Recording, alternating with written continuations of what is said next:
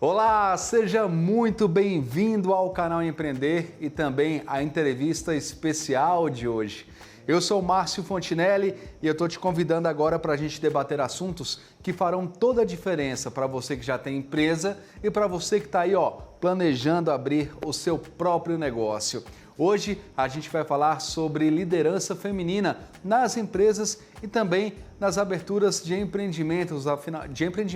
Afinal de contas, as mulheres estão cada vez mais aumentando aí o seu número no mercado, investindo cada vez mais e a gente tem que ter um olhar mais atento e mais carinhoso com relação a isso. Para isso, a gente vai conversar com a Lisiane Lemos, que é cofundadora do Conselheira 101, que vai explicar também, inclusive, o que é a Conselheira 101. Lisiane, muito obrigado pela sua participação, seja muito bem-vinda ao canal Empreender. E antes eu queria que você explicasse então um pouquinho o que é o Conselheira 101. Márcio, muito obrigado pelo convite, canal Empreender. É uma honra estar aqui representando o Conselheira 101. Então, contando um pouco, o Conselheira ele vem de um desafio oriundo nos tempos de pandemia, que é pensar em mulheres negras em posições de alta liderança, que são conselhos de administração. Acho que falando um pouco da minha jornada pessoal, lá em 2013 eu comecei a trabalhar em empresas de tecnologia, como Microsoft e Google, sempre atraindo talentos e mentorando empreendedores e empreendedoras numa jornada de inovação e tecnologia. Sempre me questionei por que não tinham pessoas como eu nesses espaços. E fazendo todos os recortes, eu sou uma mulher gaúcha, então que não fosse do eixo Rio-São Paulo, uma mulher que fez direito, mas trabalha com tecnologia e que acaba também empreendendo e ao mesmo tempo intraempreendendo. E nessa jornada eu comecei falando muito sobre jovens e mulheres em liderança, depois mulheres em cargos de liderança, e nesse último patamar, que é pensar em conselhos consultivos, conselhos de administração de grandes empresas, de grandes e médias, que já estruturaram os seus conselhos por si só. Então, nós nos juntamos, somos 9 mulheres, hoje estamos nos transformando num instituto que faz formações uma vez ao ano em turmas que vão de 20 a 40 mulheres, com mentores de mercado, para ensinar sobre governança corporativa, que é um tema que eu, por exemplo, quando comecei a empreender, não tinha ideia do que era, para falar sobre networking, dar as ferramentas para as pessoas. E aí, falando dessa liderança, a gente trabalha com mulheres que intraempreendem, que têm as suas próprias empresas. Como que a gente pode conectar, considerando que a maior parte do mercado ela é composta por homens em cargos de liderança e que as empresas que são lideradas por mulheres, elas não passam ali do vale dos 2 e dos 4 anos.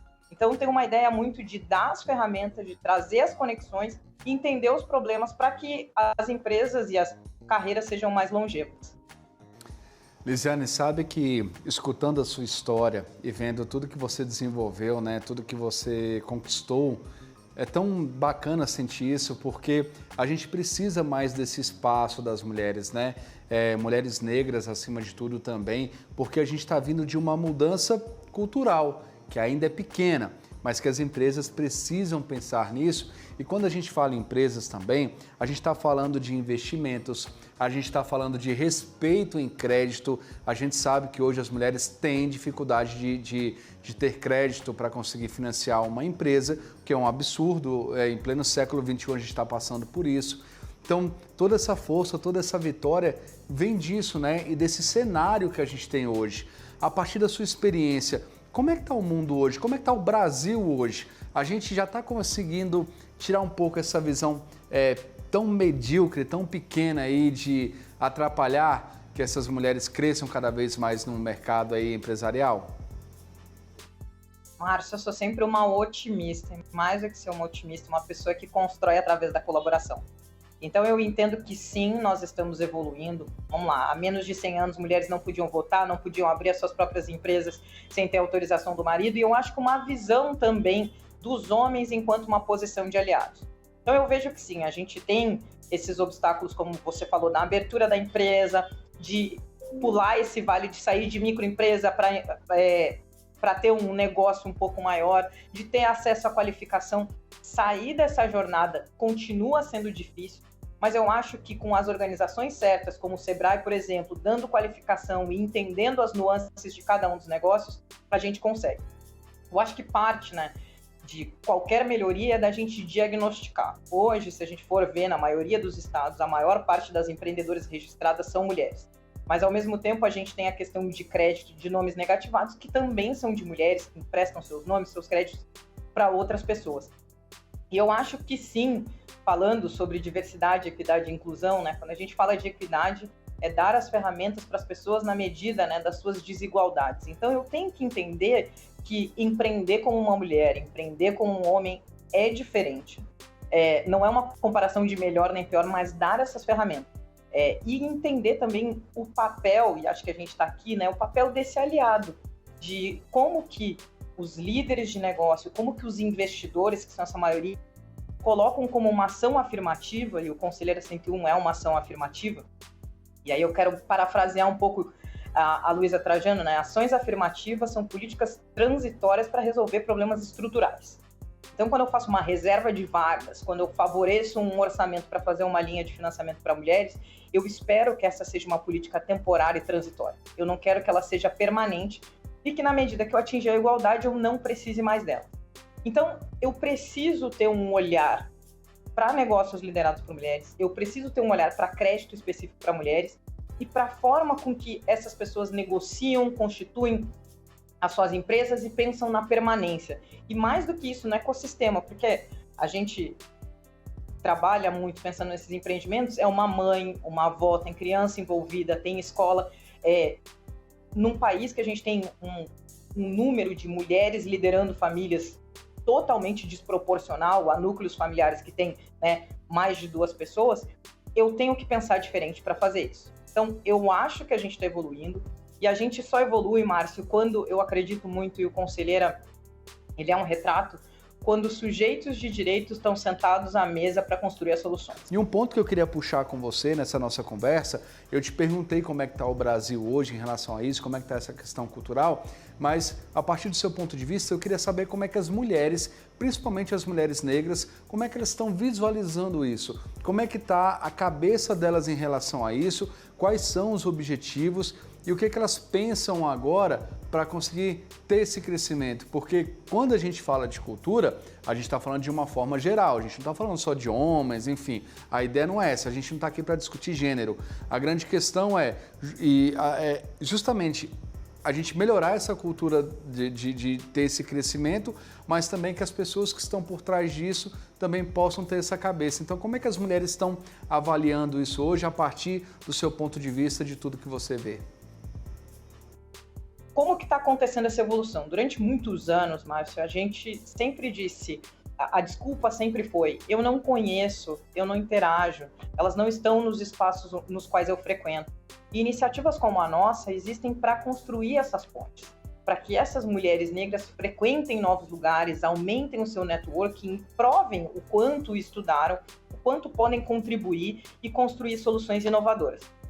Então, acho que do nosso lado, né, dividindo em 2 partes, do nosso lado, acho que a gente tem cada vez mais pautado por construir pontes, por estar em novos espaços, por nos qualificarmos mais, por deixar mais claro que lugares a gente quer estar, que espaços a gente quer ocupar, por construir iniciativas como Conselheira, e aí vai para o outro lado, de pessoas não negras, que é entender a desigualdade que a gente tem, entender que eu falo que não é um jogo de cortar cadeiras e de tomar, mas de cada vez mais crescer a sociedade, distribuir as cadeiras de forma proporcional e de aprendizado e de inovação. Existem experiências que eu tenho, que você não tem, que você tem, que eu não tenho. Então, eu sempre entendo que quando a gente fala de questão racial e de questão de gênero, é meio que uma mentoria reversa, uma mentoria onde os dois ganham e ninguém sabe mais do que o outro, porque eu trago à mesa experiências que outra pessoa tem. E só para exemplificar, né? Quando eu virei trainee na Microsoft, eu lembrava que se eu fosse comparar essa questão de oportunidade, a grande maioria dos meus pares era do eixo Rio-São Paulo, tinha estudado em universidades que eram consideradas naquele tempo universidades de primeiro escalão, tinham vivência internacional, e eu sabia que quando eu sentasse à mesa, eu não teria essas ferramentas. Eu vinha de uma universidade mesmo, uma universidade boa, pública do Rio Grande do Sul, a minha vivência tinha sido no continente africano, mas era exatamente sobre isso, sobre as habilidades e capacidades que eu vou colocar na mesa que nenhuma outra pessoa pode ter. E aí, falando especificamente de empreendedorismo, a gente tem várias pesquisas, né, que falam que se a gente fosse pegar os afroempreendedores do Brasil, eles seriam a 10ª maior economia do mundo, porque movimentam quase R$ 1 trilhão, falando em comércio e recursos. E eu acho que a nossa tarefa, da gente que não conhece com profundidade, é ir até esses lugares, nos abrirmos para novas experiências, é questionar o jeito que as coisas são feitas, é olhar de quem que a gente consome, o que a gente compra e fazer com que isso seja uma escolha proativa para alavancar. Que a gente, às vezes, como brasileiro, né, trabalha em empresa internacional, a gente sempre diz, o Brasil não é bom.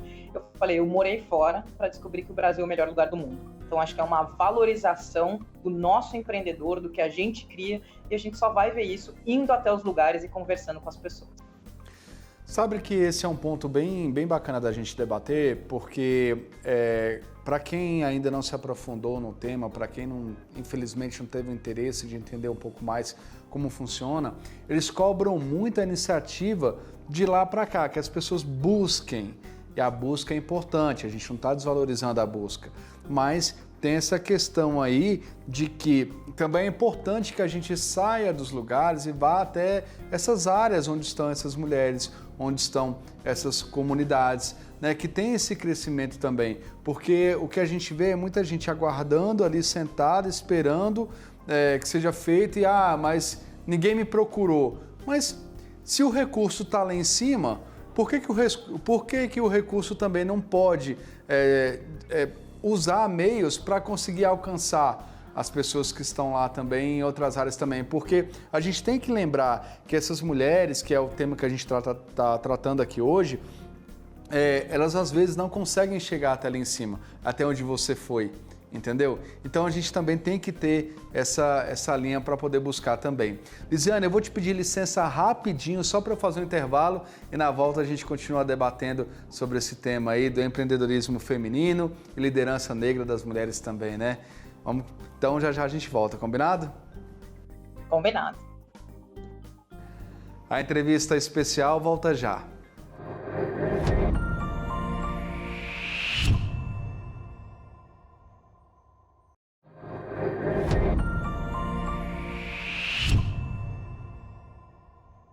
Estamos de volta, o intervalo foi bem rapidinho, né?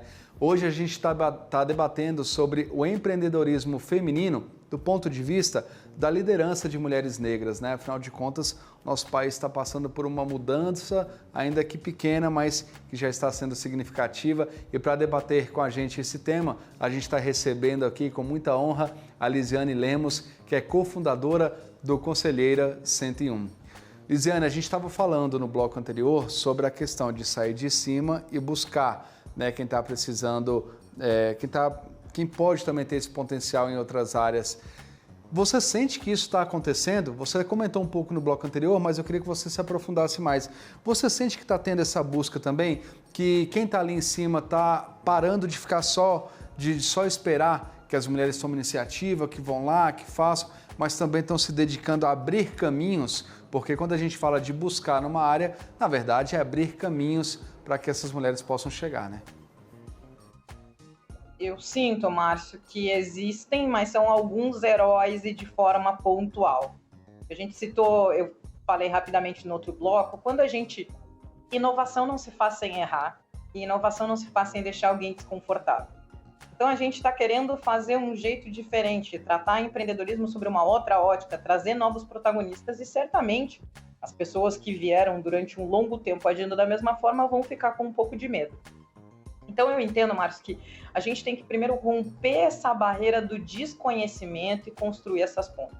Estatisticamente, se a gente for falar sobre uma ótica de negócio, né, 29% dos negócios hoje criados no Brasil são liderados por pessoas negras.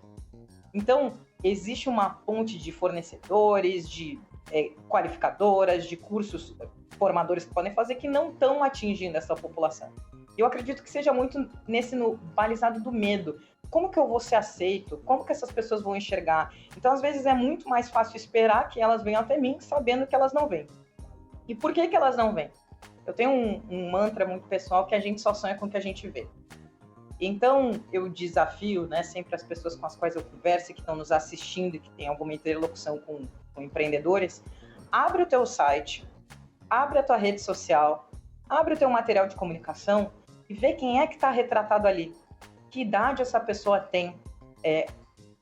Qual é o sotaque que ela tem quando ela fala? E como que isso se relaciona com a forma com a qual compõe o nosso país?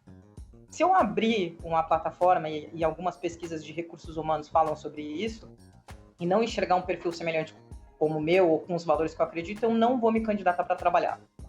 Eu não vou aplicar, eu não vou querer fazer parte dessa empresa.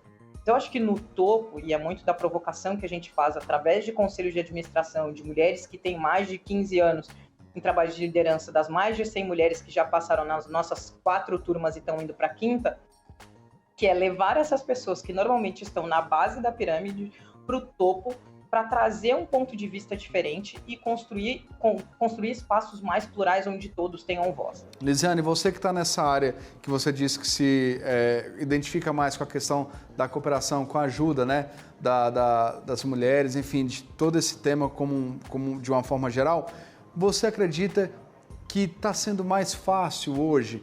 Ou melhor, quais seriam os desafios que você tem hoje para conseguir ajudar? Até porque, quando a gente fala em ajuda, a gente não pode esquecer que a gente só consegue ajudar quem quer ser ajudado, né? Então, eu sei que tem desafios aí que vão muito além dos que a gente já consegue enxergar, daqueles que são explícitos, né? Existe uma barreira, primeiro, de orientação, e é por isso que eu entendo que qualificação e mentoria são os melhores meios possíveis para evoluir. A gente precisa de alguém que diga, pode ser outra mulher, um homem, que diga, você é capaz, eu te ajudo, eu te dou apoio, eu te dou as ferramentas para conseguir evoluir. Eu acho que tem um segundo, que é esse medo, né, de transformar, de inovar, de romper barreiras e de fazer diferente. A gente tem uma curva da inovação que sempre tem, né, aquelas pessoas mais ousadas no início, que são as primeiras que compram, aí tem uma segunda fase, a terceira, que é a grande massa, e o fundo, que é o vale, que são os últimos.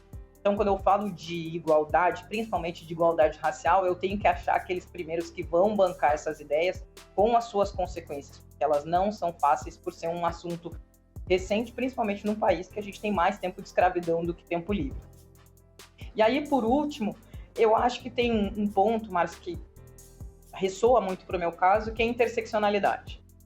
Não necessariamente, às vezes, quando eu estou aplicando para uma vaga, quando eu estou fazendo uma palestra, quando eu estou fazendo um crédito para um negócio, eu sinceramente não sei se essa pessoa recusou por causa da minha capacidade técnica, ou porque eu sou negra, ou porque eu sou jovem, ou porque a minha qualificação não se coloca em outro lugar. Então, quando você fala de mulheres negras, né, eu não sou só uma pessoa negra, eu sou uma mulher negra, e aí vem a questão de renda. Então, existem outras dificuldades, outras barreiras que eu também tenho que ultrapassar para evoluir e que o outro lado tem que entender, né? Que não existe só esse conceito que me coloque numa caixa, entender essa pluralidade, o que me construiu, a jornada que me trouxe até aqui como um indivíduo. Então, não é assim, as mulheres pensam desse jeito.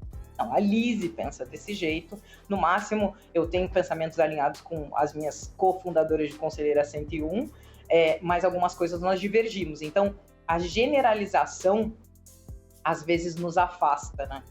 Porque existem, e falando de ativismo, existem ativistas como eu, que são esses mais propositivos, e existem outros que são um pouco mais combativos.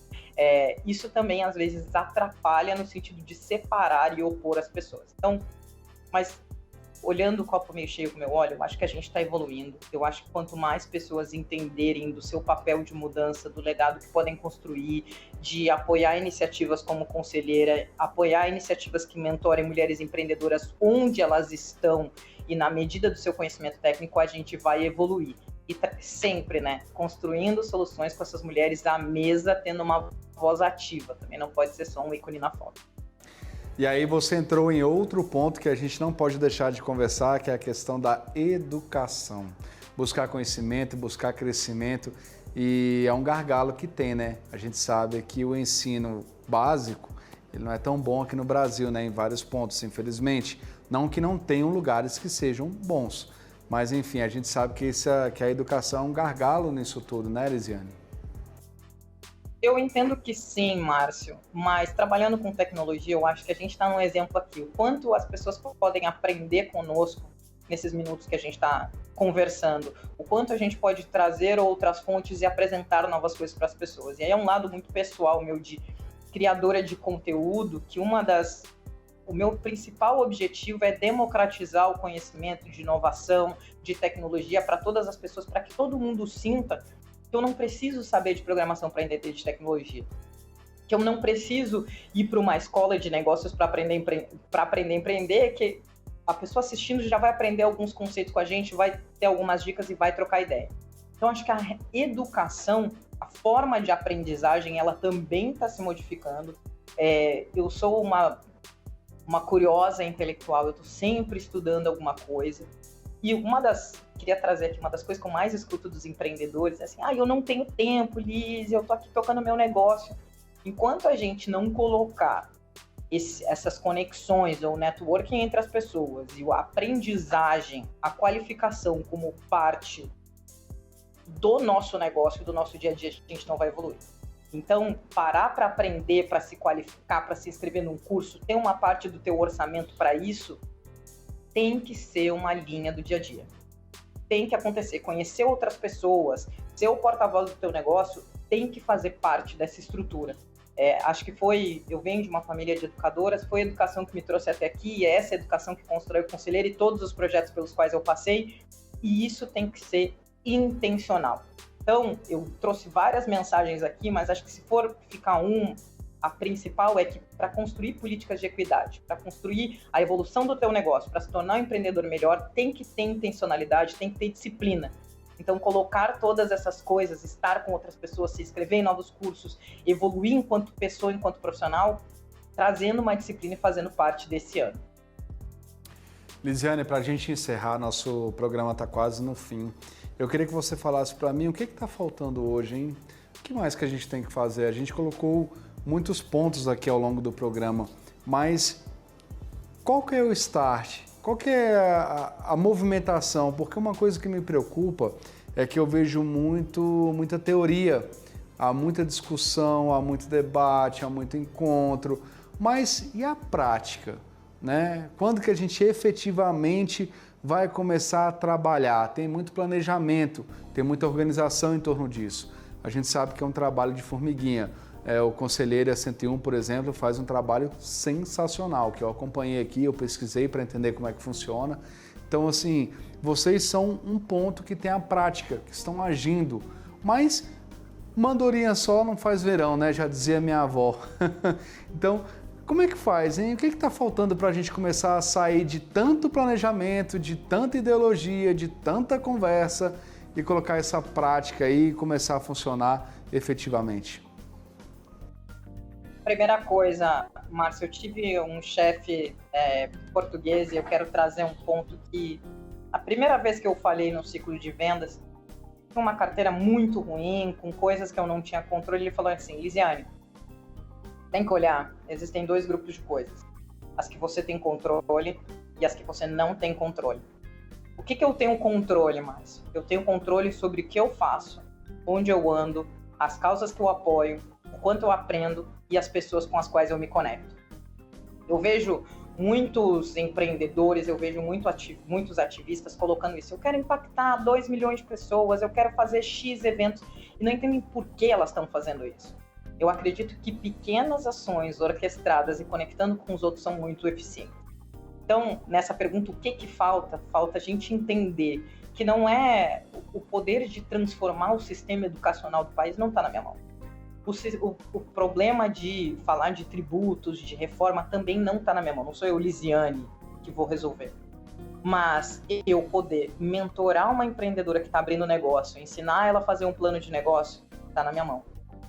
Eu poder divulgar entre os meus amigos, a minha família, cursos de qualificação gratuita de finanças pessoais que acontecem, isso está na minha mão. Eu poder refletir sobre o lugar que eu ocupo e se eu posso abrir a porta para outras pessoas ou dividir os meus erros e os meus acertos para que as pessoas não repitam, está na minha mão.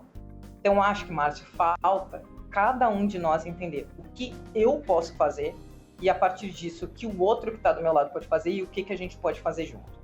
Para além de eventos, para além de discussões, pensando numa prática e aí sim, orientando no que faz mais sentido, em curto, médio e longo prazo, trazendo todas essas técnicas. Então, acho que a provocação final é o que a nossa audiência, o que quem nos assiste vai fazer depois que terminar de nos assistir aqui no programa, para transformar o ecossistema empreendedor desse país. E para você que acompanhou a gente até agora, obrigado pela sua audiência.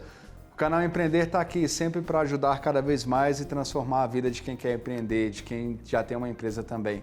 A gente se encontra, tá? Canal Empreender, assistir já é um bom negócio. Tchau!